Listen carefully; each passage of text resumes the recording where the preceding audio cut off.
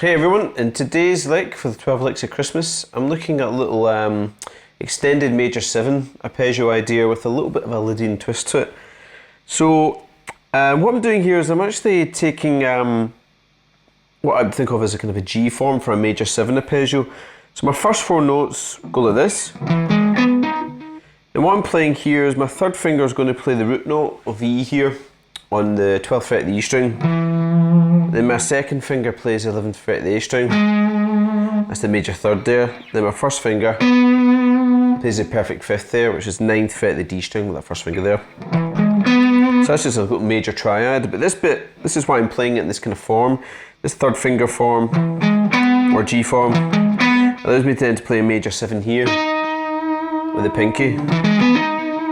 You know, so you see a lot of players can use that, guys like Richie Kotzen, Frank Gambale, people like that.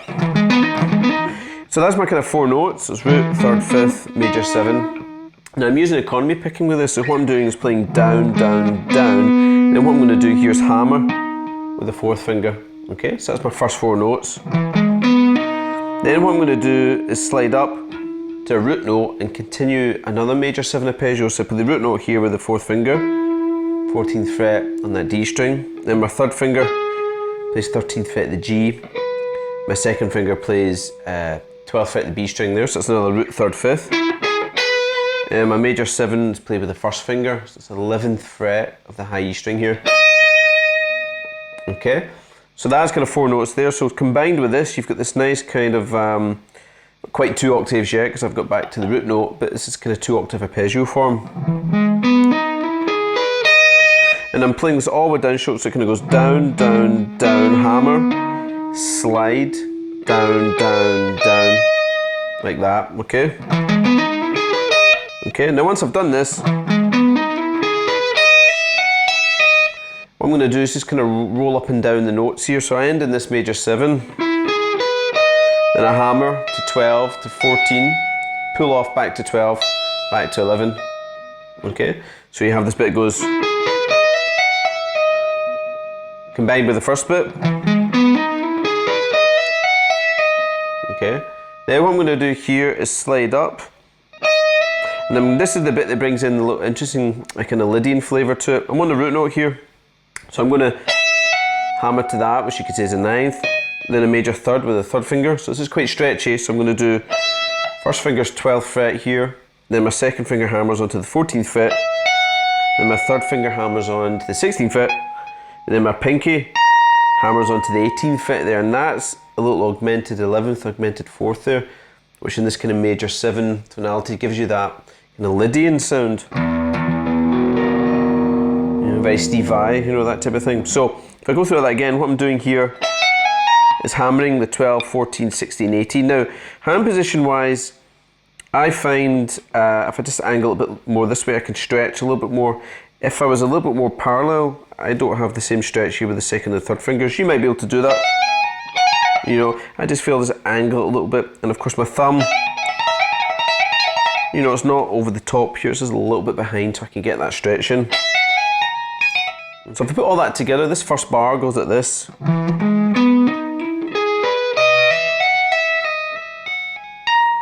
Okay, rhythmically, it's all even 16ths there, so you can work on the control of it. Okay, now once I've done this bit, I'm now going to go all the way back down this arpeggio. So what I'm going to do is tap at the 19th fret and pull off. So I'm tapping 19th fret here, middle finger, pull off to 18th fret, pull off to the 16th, to the 14th, to the 12th, then I slide to this 11th fret here, and then I come back down the arpeggio. So I just can reverse what we've done. So I'm 11 on the E, and I'm just with this, I play this with an upstroke here, so I'm using my economy picking this way. So I've got an upstroke, 12th fret B string, 2nd finger, then 13th fret a G with an upstroke. Then I play 14th fret of the D string with upstroke, so I'm back in a root note again. And from here, I slide back the way, pull off, and then upstroke, 11th fret the A string there, and then 12th fret the E string. So I'm playing everything in reverse, so that bit there with the slide, I'd be sliding from 14 to 13, and then pulling off to 9th fret the D string. So just reverse basically what you do on the ascend part of the arpeggio. So that descending bit goes like this.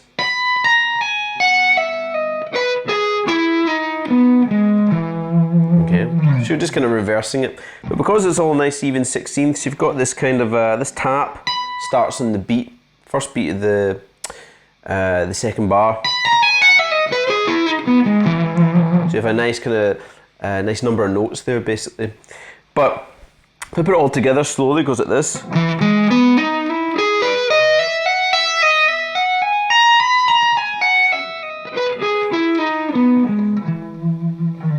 Okay, so why I've done it all even 16ths is obviously that kind of works in certain musical genres, but primarily it's just to get used to this kind of, there's quite a big stretch in it, plus it's covering quite a lot of the fingerboard. You're going from the thickest string up to the high string, there's a tap in it, so there's a lot going on, so it puts a lot of pressure on your left hand finger accuracy as well as your economy picking. So if you've got a nice even 16th kind of pattern there, you can work in the timing, because what can happen, I suppose, is you get very good at, say, something like that type of thing, but then when you come to play it, it might be rushed, or you might be playing out of time basically. So if you can play it nice and even in time, even 16ths, then you can muck about with the phrasing of it. So you can do things where you could go up, do something like that where you're kind of going up, back down, start from this note here, and, you know, go all the way up, do little chromatic things, you know, anything that your imagination takes you basically, or creativity takes you. And it's interesting just to bring in this kind of 4 notes along the top, really taps into the sound of that Lydian, and that you can get some ridiculous speeds in that because it's all just in a row basically. So if you were to combine it with this bit here, you could play a big bunch of notes like that basically. So I've let muck about with it. As I said, it's predominantly a major 7 arpeggio, but then when we go up here, we're adding in kind of a little Lydian flavour, so it works in any kind of E-Lydian kind of context.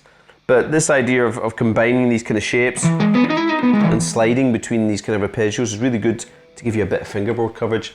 So, as I say, have a bit of fun with it. As usual, check out the Facebook page and the Twitter feed as well. As usual, the links will be at the end of this lesson. And I'll see you for the next lesson, next lick, tomorrow.